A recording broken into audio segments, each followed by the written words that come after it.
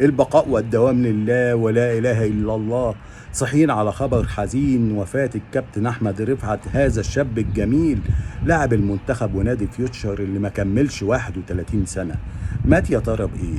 قال لك أصله جاله أزمة قلبية من 3 أشهر ودخل في غيبوبة، وكل كان ليه حزين وقام والناس فرحت وقالت لك ده رجع للحياة. أتاريه كان راجع علشان يفضح الناس اللي قتلوه، عشان يفضح الدنيا ماشية ازاي. على الله ناخد الرسالة وعظة ونبقى ليها فاهمين. وطلع وعمل لقاء مع إبراهيم فايق واتكلم من قلبه ووضح الحكاية. هو نفسه قال لك أنا قعدت أبحث أنا اللي جالي ده جالي ازاي. ما هو وقع في وسط الملعب وهو بيعمل نفس المجهود الرياضي اللي بيعمله على طول. في ناس قال لك اصله كان صايم، ممكن يكون هو اللي اثر عليه. قال لك يا جماعه صيام ايه ده، احنا بنصوم وبنروح نلعب في افريقيا وعلى كده متعودين. قال لك اصلا انا قلبي ما استحملش الضغط العصبي، لان كان في ناس قاعدين حاطيني في دماغهم، والاتنين اللي كانوا حاطينه في دماغهم قال لك دول ناس واصلين وقالوا احنا عليه لازم نبقى مخلصين ونهد مستقبله ليه واقفين. وقال لك اكتر 2 عاشوا معايا المأساة زمايلي في النادي، هيثم عرابي ونادر شوقي، وهم عارفين مين هم الاشخاص. قال لك انا مش عارف اعمل ايه، انا مضغوط والضغط عصبي وانا ما بقدرش اقعد ساكت وبقعد افكر مع نفسي اللي بيحصل ده ليه. قال لك يا جماعه انا مستغرب رسالتي ليهم، ازاي في بني ادمين يبقوا عارفين ان هم في لحظه هيبقوا ماشيين ويقعدوا يقهروا في الناس ويبقوا جبارين.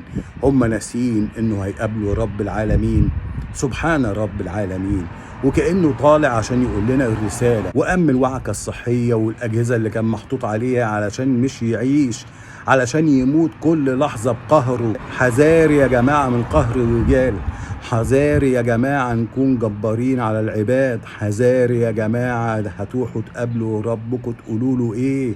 قاضين على شخصه وعلى طموحاته، طب واهله اللي قاعدين حزنانين هتواسوهم ازاي؟ هتعوضوهم بايه؟ شخص زي ده كان قدامه طموحاته ولعبه وحياته وشهرته، كل ده ضيعتوه وخليته عينيه قاعدة حزينة وقلبه مقهور ويسد الشرايين عشان يدخل في غيبوبة ويقوم ويتكلم ويقول يا جماعة أنا كنت من المقهورين، فيضغط عليه وفي النهاية يروح يا عيني الحزين، يروحوا يفضل الجبارين عايشين. يا ترى لما هتبصوا لنفسكم في المراية كل يوم هتفتكروا أحمد رفعت، ولا يا دوبك يومين وهنرجع نبقى ناسيين؟ يا جدعان افهموا معنى الحياة، ده هي فيشة وهتتشال. هتروح ساعتها تقول لربك ايه؟ هتروح تقول له اصل انا كان عندي اسباب بتخليني اقضي على حياة البني ادمين. لا اله الا الله. كل الناس اللي يعرفوا كابتن احمد رفعت قال لك ده انسان طيب ومحترم، بس هي دي المشكلة، الطيب والمحترم قلبه ما بيستحملش الضغط اللي بيبقى عليه، ما بيستحملش يشوف السوء اللي موجود جوه قلوب العباد. اهو اللي زي ده راح فدا مين؟ فدا 1 ولا 2 قاعدين يحطوه في دماغهم ويتكبروا عليه ويقضوا سلطتهم في تدمير حياته. طب ليه؟ اهو راح كده انتوا فرحانين؟ يا جماعة خدوا عظة من اللي حصل للكابتن احمد رفعت. اول عظة ان احنا كبني ادمين نبقى دايما حافظين ان احنا في لحظة ماشيين، فاوعى وانت ماشي في حياتك تبقى جبار على العباد وتنسى انك هتقابل رب العالمين.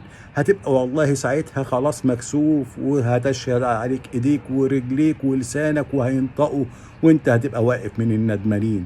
وبرضه نبقى واخدين بالنا من عظة تانية، الشاب اللي ما عداش 31 سنة الرياضي لما ركز شويتين والضغوط العصبية جابت له انسداد في الشرايين وقلبه وقف لمدة ساعة وكان مفصول عن الحياة وتحط له خراطيم وأجهزة، ولما قام ما استحملش وعاش كل لحظة وهو حزين لغاية لما جه ميعاده وقضاء رب العالمين.